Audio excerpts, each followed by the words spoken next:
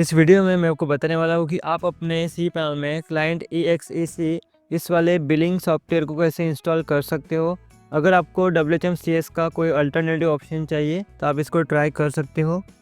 Okay, और अगर आप यहाँ पे इंटीग्रेशन में जाओगे तो यहाँ पे आपको इसके फीचर दिखाई देंगे, जैसे कि सी पैनल हो गया, डायरेक्ट एडमिन हो गया, इसको ये सपोर्ट करता है, प्लेक्स हो गया। आपको यहाँ पे हिडजनर का मॉडल भी मिल जाएगा। ओके, अलग से बाय करने की ज़रूरत नहीं है, इसमें आपको ये सब मिल जाएंगे ऑप्शंस। ओके, पेमेंट गेट भी हो गया, और भी जो ऑप्शंस आते हैं, जो फीचर्स आते हैं मॉड्यूल, वो आपको इसमें फ्री में मिल जाएंगे। ओके, अगर आप यहाँ पे रोड मैप वाले ऑप्शन में जाओगे, ओके, तो अभी इसका जो 6.4 यानी कि जो भी अभी लेटेस्ट चल रहा है 6.8 चल रहा है, तो इसमें आपको इस तरह का डिज़ाइन आपको दिखाई देगा। ये क्लाइंट एरिया का डिज़ाइन है। ओके, सिंपल एंड क्लीन है। और अगर आप यहाँ पे नीचे जाओगे तो लास्ट में इनका अभी 7.0 वर्जन आने वाला है। इसमें आपको इनका जो क्लाइंट एरिया है इसका इस तरह का डिज़ाइन आपको देखने को मिलेगा, लेकिन अभी जो वर्जन चल रहा है वो पुराना है, तो हो सकता है आपको अभी इसका जो एडमिन पैनल का डिज़ाइन है वो अच्छा ना दिखे। तो आप इसको भी ट्राई कर सकते हो, बाद में भी अगर इसका ये वर्जन जब आता है तो आप इसको ट्राई कर सकते हो। तो नेक्स्ट आपको यहाँ पे इसको डाउनलोड करना होगा। ओके, आप यहाँ से इसको डाउनलोड कर सकते हो, डाउनलोड वाले बटन पर क्लिक करके। और ये 30 डे आपको फ्री में अलाउ करता है, आप इसको यूज़ कर सकते हो, लेकिन हम इसको लाइफ टाइम के लिए भी यूज़ कर सकते हो। तो कैसे करना है वो मैं आपको बता दूंगा, अगर आपको ये जानना है तो।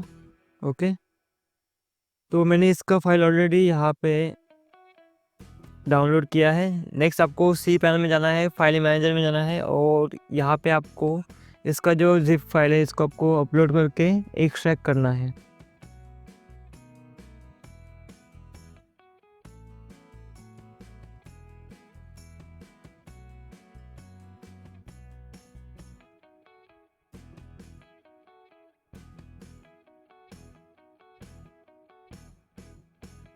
नेक्स्ट आपको इस वाले फोल्डर को ओपन करना है। ओपन करने के बाद आपको ऑल फाइल्स को सिलेक्ट करना है, और ऑल फाइल को आपको यहाँ पे मूव करना है जहाँ पे भी आप इसको इंस्टॉल करना चाहते हो। तो मैं अभी यहाँ पे इसको अपने मेन डोमेन पे इंस्टॉल करना चाहता हूँ, तो इसलिए मैं यहाँ पे इसको पब्लिक HTML में यहाँ पे मूव कर दिया हूँ। ओके, नेक्स्ट आपको अपना डोमेन को ओपन करना है ब्राउज़र के टैब में। ओके, यहाँ पे एक मिसिंग पेज पे एक्सटेंशन का यहाँ पे दिखा रहा है। ओके, तो ये वाला एक्सटेंशन आपको सी पैनल से अनेबल करना है।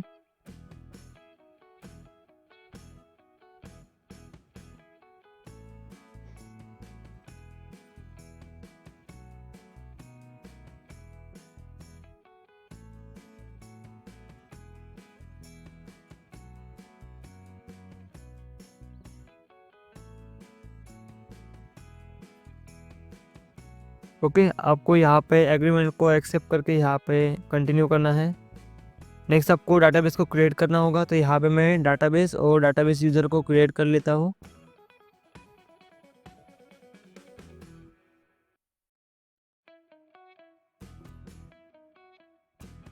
यहाँ पे जो आप पासवर्ड सेट करोगे, इस पासवर्ड को आपको यहाँ पे इस वाले सॉफ्टवेयर के अंदर ऐड करना है, इस वाले ऑप्शन में डाटाबेस, यहाँ पे MySQL पासवर्ड वाले ऑप्शन में।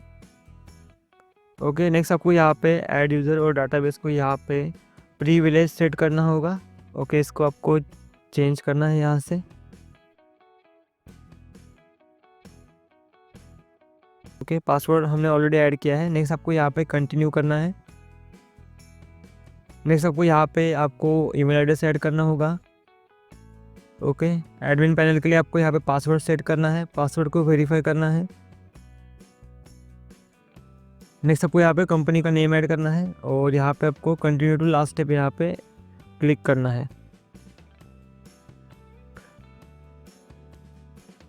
ओके, तो ये इंस्टॉलेशन कंप्लीट हो चुका है। नेक्स्ट आपको यहाँ पे लॉगिन नाउ पे क्लिक करना है। ठीक है, तो ये क्लाइंट एरिया ओपन हो चुका है। यहाँ से आप एडमिन को भी लॉगिन कर सकते हो। यहाँ पे आपको अपना एडमिन का ईमेल एड्रेस ऐड करना है, पासवर्ड ऐड करना है।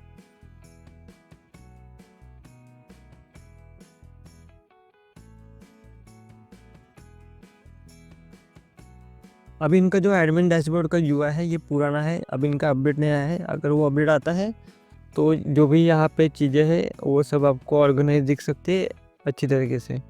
ओके, ओके, नेक्स्ट आपको यहाँ पे सेटिंग्स में आना है, जनरल में आना है। आपको यहाँ पे जो भी लॉगिन डिसेबल करना होगा या ऑटो लॉगिन अनेबल, यहाँ से आप कर सकते हो। ओके, नेक्स्ट आपको यहाँ पे लोकल एडिशन में आना है और यहाँ से आपको इंडिया सेलेक्ट करना है। टाइम जोन भी यहाँ पे आप चेंज कर सकते हो। डेट का फॉर्मेट भी आप यहाँ पे सेट करके आपको इसको अपडेट करना है।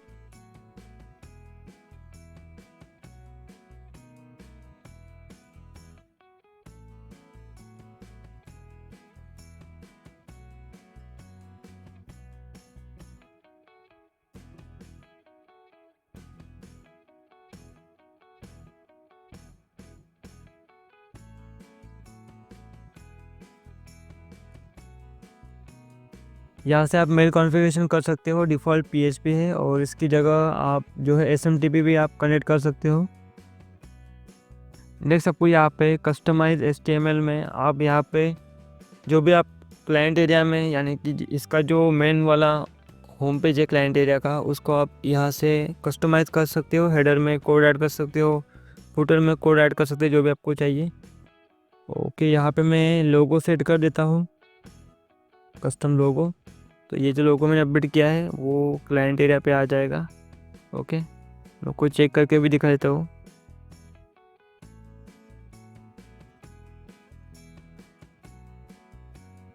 ओके, यहाँ पे लोगो ये आ चुका है। नेक्स्ट आप यहाँ पे इनवॉइस को भी मैनेज कर सकते हो। जो भी आपको इनवॉइस पे टेक्स्ट चाहिए यहाँ से आप उसको कंट्रोल कर सकते हो जैसे चाहिए वैसे। नेक्स्ट आपको यहाँ पे अगर करेंसी को चेंज करना होगा तो यहाँ पे आपको करेंसी वाले ऑप्शन में आना है। यहाँ पे ऑलरेडी कुछ करेंसी ऐड है, इनको आपको डिलीट करना है और उसके बाद आपको यहाँ पे न्यू करेंसी को ऐड करके यहाँ पे आप INR सेट कर सकते हो।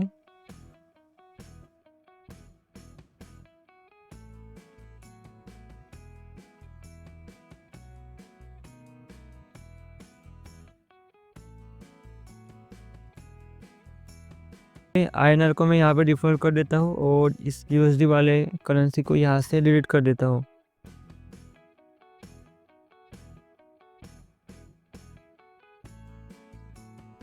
ओके, यहाँ से आप कूपन को भी ऐड कर सकते हो। अगर आपको कस्टमर को डिस्काउंट देना है तो यहाँ से आप उसको कंट्रोल कर सकते हो। ओके, यहाँ पे आपको बिलिंग साइकिल का भी ऑप्शन दिखा देता है। यहाँ पे 1 टाइम से लेके 6 ईयर तक यहाँ पे बिलिंग है। अगर आप इससे ज़्यादा देना चाहते हो तो आप यहाँ से इसको ऐड कर सकते हो।